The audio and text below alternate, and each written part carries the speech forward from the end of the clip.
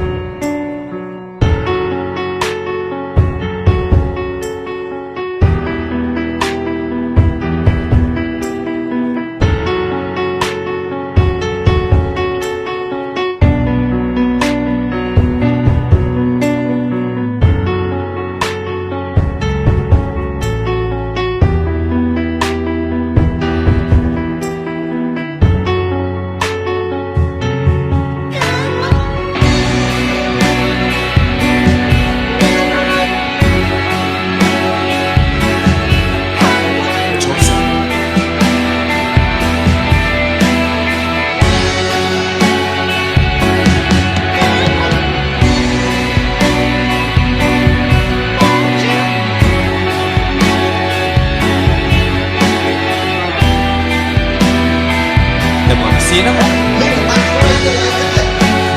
យជួយចិត្តរបស់សោះវិធីហ្នឹងយត់កុំចេះដឹងរឿងភាសាខ្ញុំទៀតឆាប់ចេញណានេះទូរស័ព្ទអញភ្លេច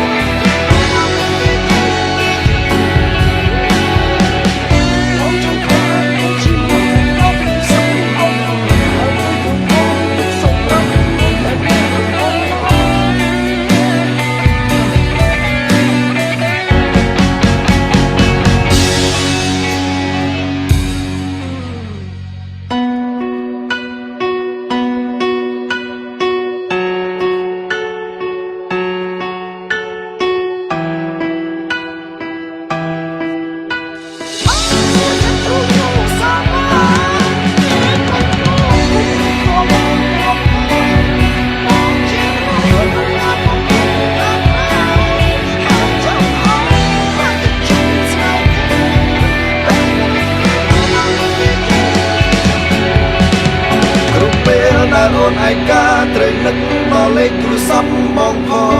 ង